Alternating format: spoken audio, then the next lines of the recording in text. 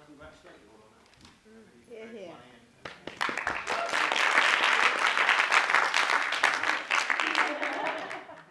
Hello and welcome to everyone to What's on Stage outing. If this is your first time, welcome. If this is your umpteenth time, then welcome also. For those that haven't been before, I'll start off by asking the first few questions to get us kicked off, and I'll be looking for hands from the audience for questions from you guys, of which I'm sure there are many. So I'll kick off by saying, or by asking, obviously you're all established actors in your profession. Why did you choose a brand new play as part of the season that's promoting new producers for your next project? Why did you say yes to these parts? Very good script, first and foremost. My boyfriend wrote it, so I had to.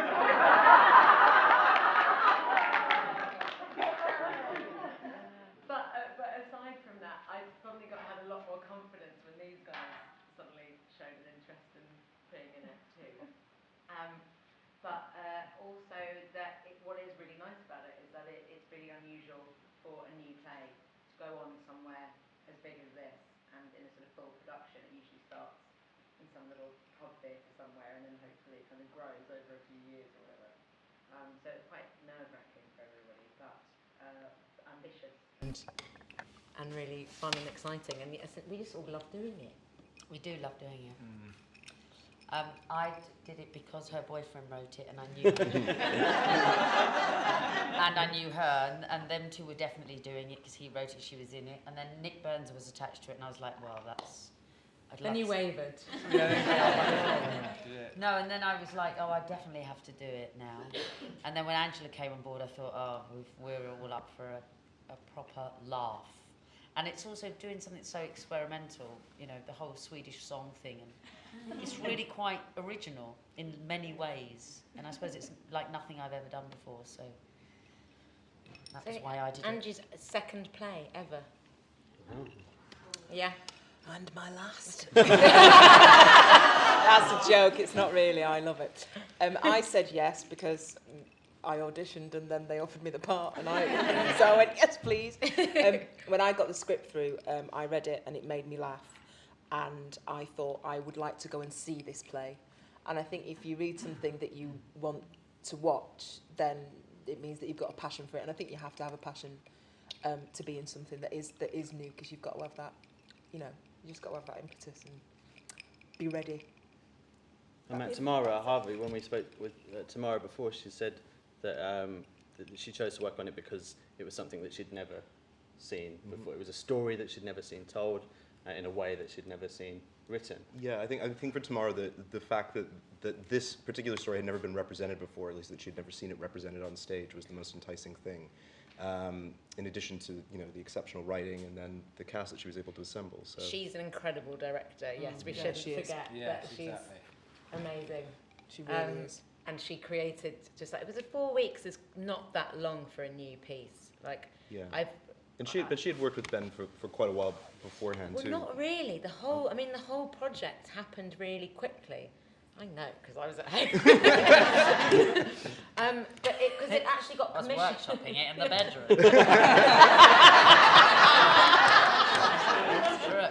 Ben dressed up as a lesbian. There she was in a snowman, he was as an elf.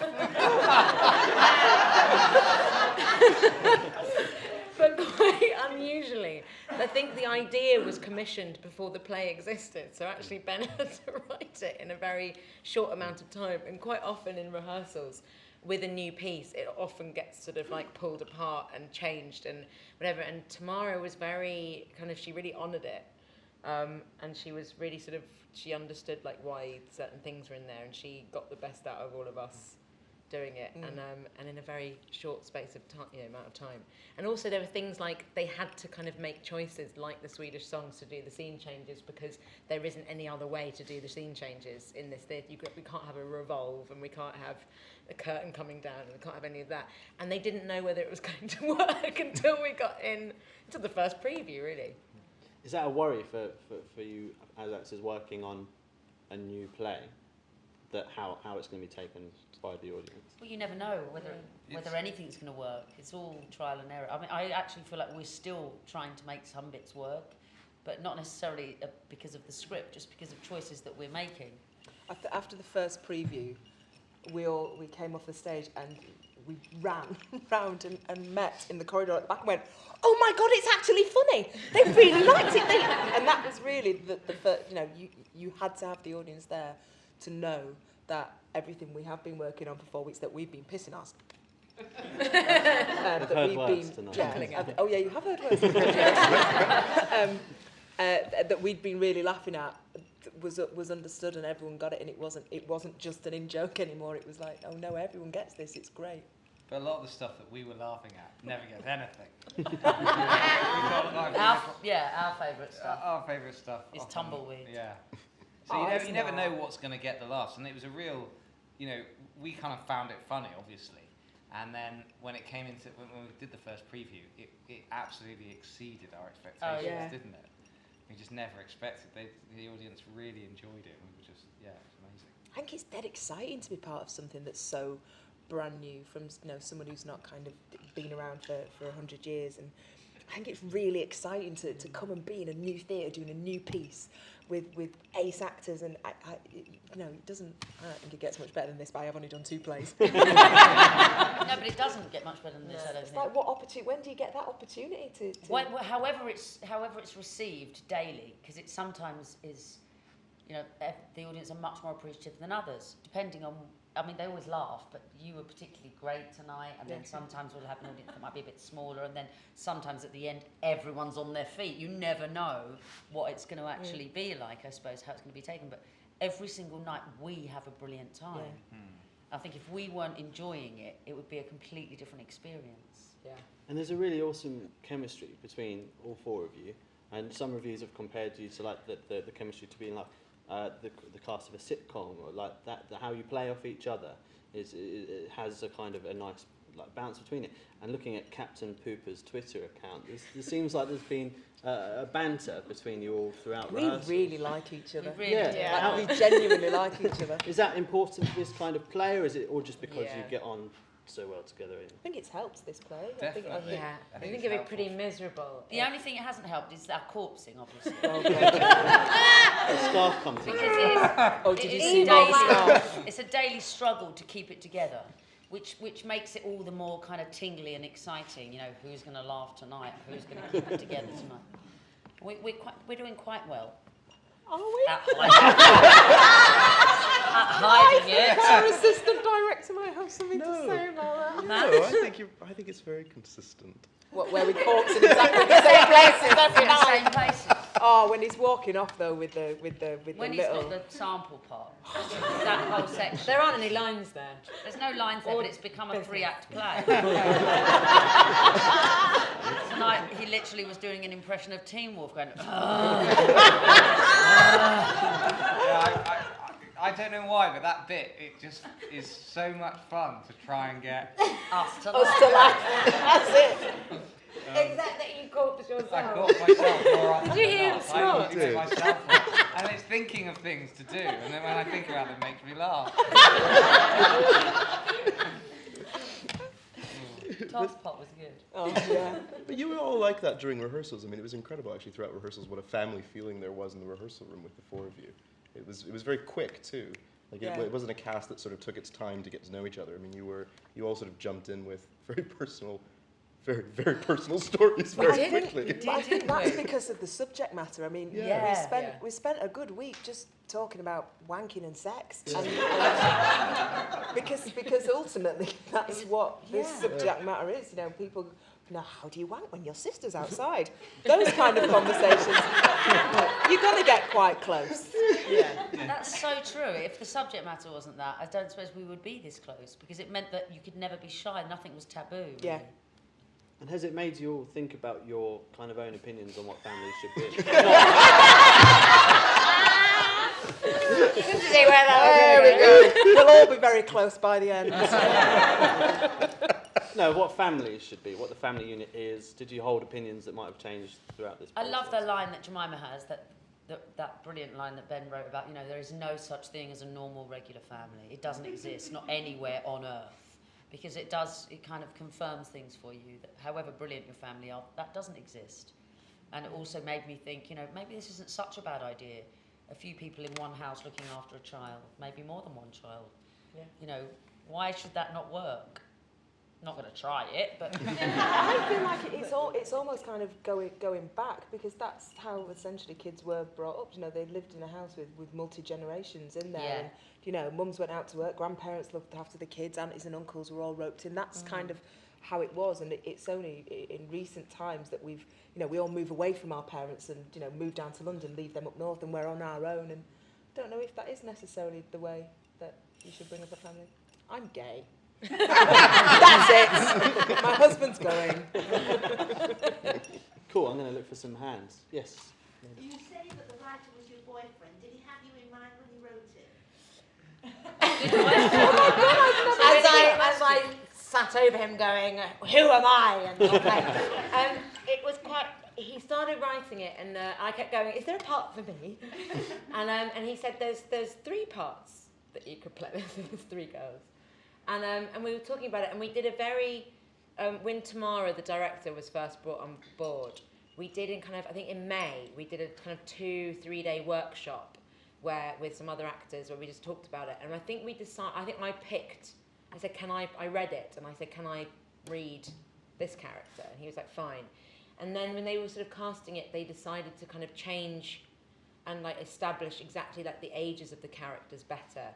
And they thought that like Sharon and Jimmy should be kind of like a sillier, younger brother and sister types. And the stakes were a bit higher for the girls if they were a bit more mature.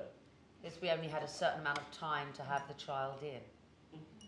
And that becomes more pressing. And then there isn't so many sort of questions asked about the kind of young, free, not very financially solvent couple, and like why they haven't had kids. That's just sort of like by the by. And then we did the workshop, and then the director Tamara and the producer said to Ben, "Shall we offer the part to Jemima?" And then Ben said it was no. Yeah, he was like, "Oh no, I was thinking of someone else." So that's just sort of how it came about, really. But sorry, I'm going to just help out with this because I I'd get like really to know. embarrassed. I'd really like to know. So once you'd been offered it, didn't he then write it to like gear it No, towards it didn't you? really change that much. Didn't it? No, it changed quite a lot in the workshop, but they didn't have a scene with the two girls on their own, and that was very important, because that was just things that sort of discussing that you want to see the couple in their home And without the wild. others there. And so that scene went in, things like the flower baby were born, that was born out of the workshop, and Okay. us all sort of talking about it. But no, like mine didn't change, it actually got smaller. Wow. Things In get height. really cut. You're all absolutely super. Oh, You thank get the characters to a T, and it's a joy of an evening, so thank you. Oh, thank you so much. Yes, man. I tend not to read reviews of plays I know I'm going to see. I did skim one, and it's probably... We haven't read any. Yeah, but you know, it's the guy seemed to think he was going to go. I think it was a man going to a play that was a documentary about gay parenting. Yeah. I mean, how the hell can you even emotionally come to terms with something like that? Yeah, well, that's the thing. I think actually the thing that we've all really loved about the play from the beginning is the fact that it's not about whether a gay couple should be allowed to bring up a child. It's a story about 4 adults and what it means to be a family. It just happens that one of the couples is a lesbian couple, and that's a sort of really important and we think kind of good modern approach to it. And I think, yes, there's possibly, I think people are sort of feeling that it should be more of an argument and more of a thing, and I personally don't believe that any of us. No. And that's It would yeah, be what less we love. funny, I think. Yeah, absolutely. Be driving. Yes, sir. Yeah, very funny play. Enjoyed it thoroughly. Just wondering, you mentioned the Swedish songs to change scenes. Why Swedish? Do you consider Swedish as funnier than any other language? So just for the guys up at the back, just in case you didn't hear them, the gentleman asked, why they used Swedish songs in between the scene change? It was, I'm sorry, I'm answering for Ben. It's good. Who's not here. It was because they needed to find some transition, for like practical transition to sort of move all the stuff around. And Ben's a big fan of music in a play and says that, you know, any play is enhanced by having music and singing. And the Swedish thing came out of him doing some research and finding this Sancta Lucia's holiday. And he wanted something for the siblings that they've kind of grown up with that really kind of connects them and is from their childhood and has been passed down generations. And it was that link. And it just happened that it was Swedish. And then sort of weirdly, my best mate is half Swedish, half Danish. And we used to celebrate early Christmas with our friends. And Ben didn't know this at the time. But we used to play Swedish songs. And they were in English. But they were really brilliant, and we used to really, really enjoy them. And we'd throw this kind of like our weird own interpretation of Christmas about 2 weeks before. And I've had friends who, other Scandinavian friends who've come in and they celebrate the same things and they sing songs, and it's just sort of a kind of coincidence, even though it was sort of semi-Ben making something that was very specific to the siblings. I've drunk too much gin. Go and sing some for us. I'm going to be greedy and just say a little thing for each of you, if you don't mind. Did you always have the scarf, or have you incorporated that so you can hide when you're